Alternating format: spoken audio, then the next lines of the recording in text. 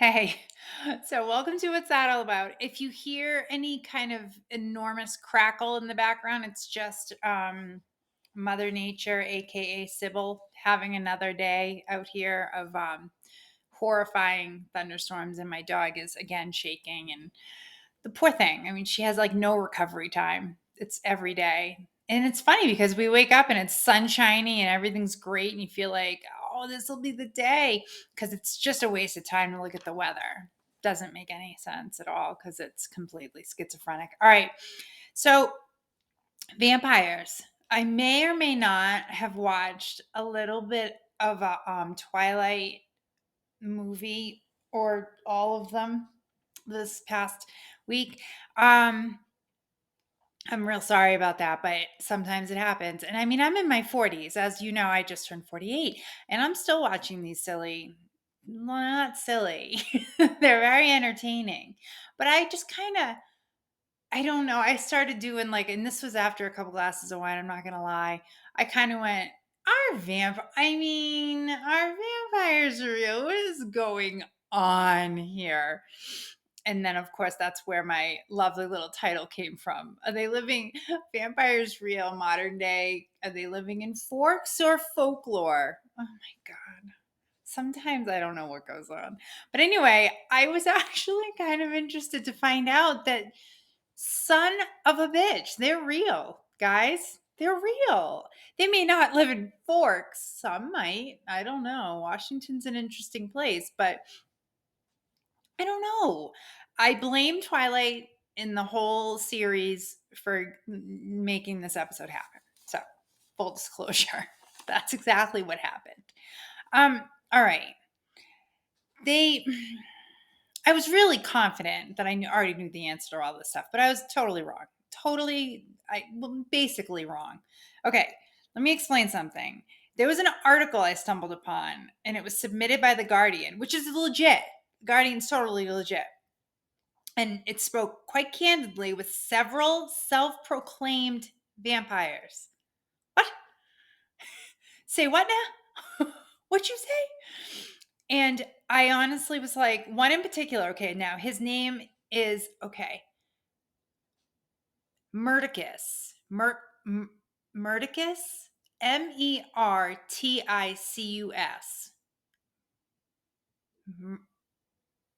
Murticus. I don't know, whatever. He says, okay, we do not identify with fictional characters. Dang supernatural powers or immortality, nor do we have any difficulty not extinguishing, distinguishing between fantasy and reality. He added that if anything, pop culture is finally catching up to them, meaning the modern day vampires. So I have this interesting picture. I'm going to put it up on the screen. And because in case you can't see it all, I don't know. I'm not sure if I could put it to one side of me. I mean, maybe if I like sat over here, oh, there's the deer and the cub. Maybe if I leaned over a little bit, might help. Okay, because I could maybe put it here. So anyway, vampires then and now. Okay, so the hair back in the day when they first started coming out in movies and stuff like that was gelled, right? Gelled back with a pointed widow's peak. Today, hair is model-esque and styled. And okay, first of all, Edward from Twilight, have you seen his styled hair? It's a goddamn, it looks like a fucking windstorm on top of his head. Anyway, skin back in the day reflected an age and gloom with deep set wrinkles and defined bone structure. The sun caused a lot of pain, hardship, and even death. Okay? Today's skin is flawless and pale, and for some reason, it's a feature that tends to attract humans. It's because we're stupid. Now, their skin sparkles. I do like sparkles. I do. Anyone who knows me will tell you I like sparkles. In the sunlight, and in some cases, but not all cases. Okay.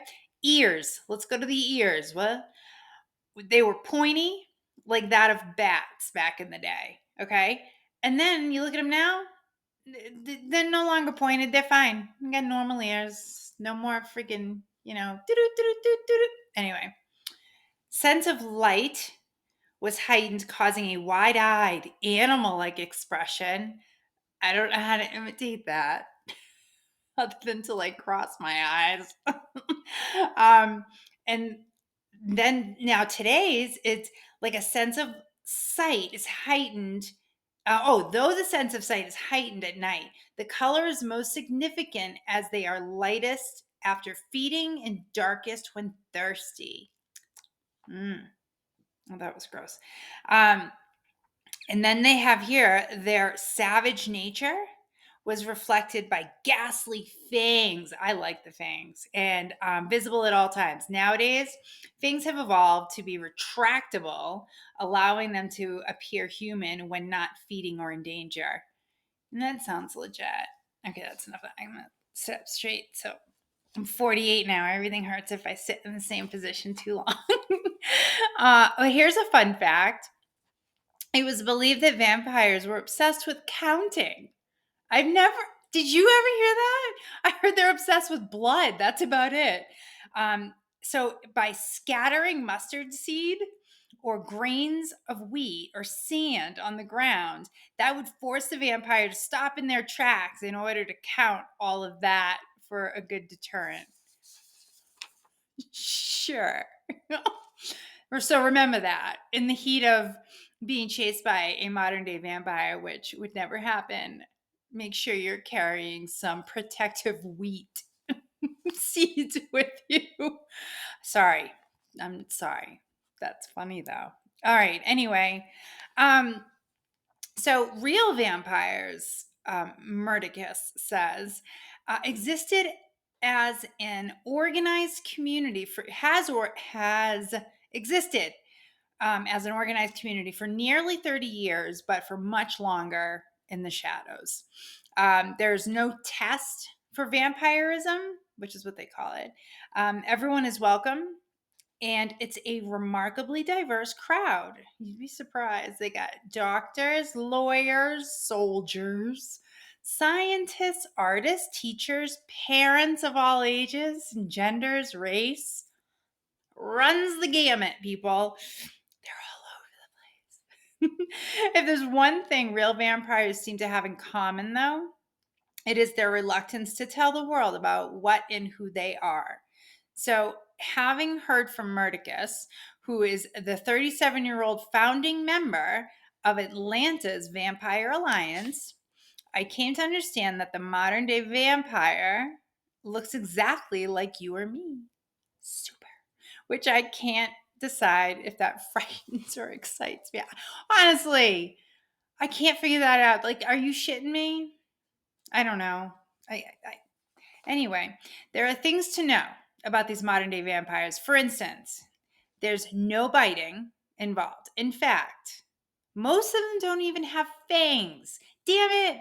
That's like a defining thing that like says vampire, right?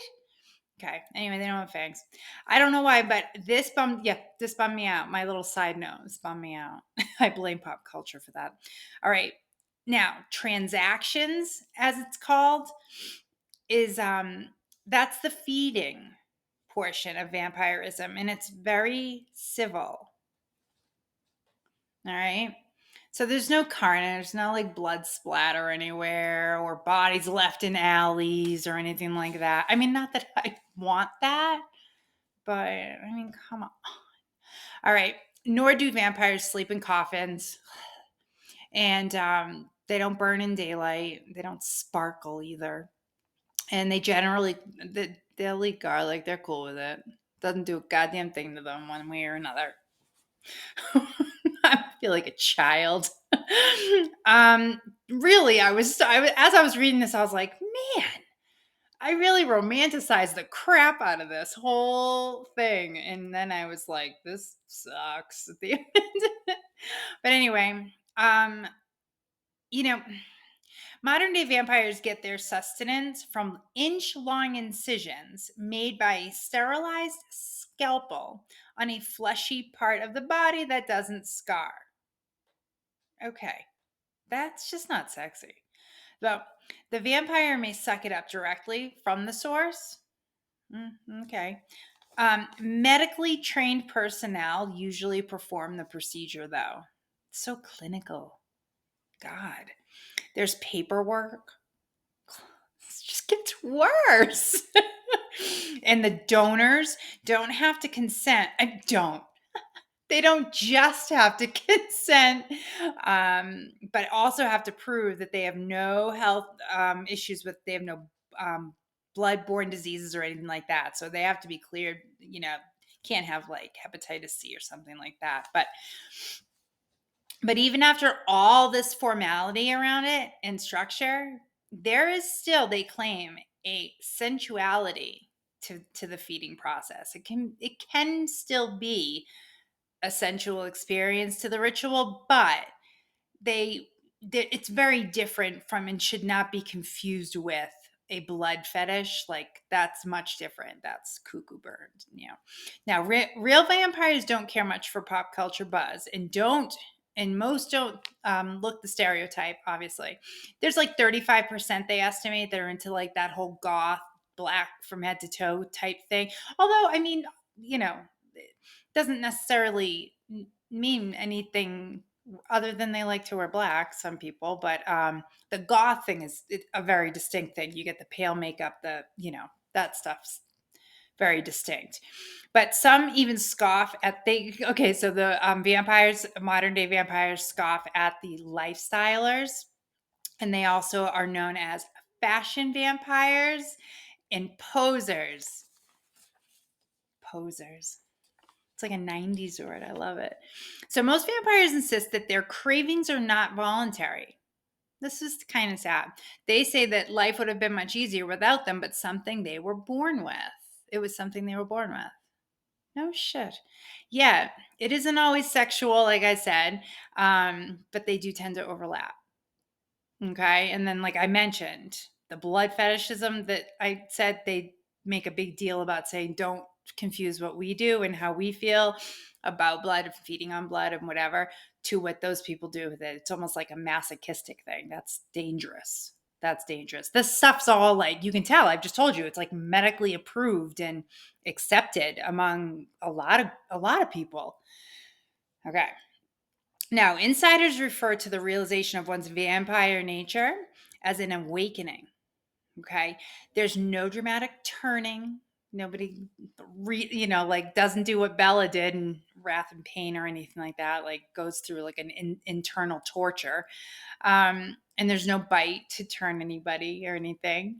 But it can be a really frightening process because for most people, the awareness of it or awakening of it begins in puberty. And Matt, I mean, how confusing is puberty already, right? You're gonna throw vampirism, like all of a sudden it says too that a traumatic like event, say a car accident happens and you're exposed to a lot of blood, and right at that moment you're discovering that there's like an awareness and awakening of not minding that blood, of not mind seeing it, and of actually wanting to, you're like drawn to it. And you're going through puberty. Holy shit! Like, talk about just a bad fucking day. Like, who do you talk to?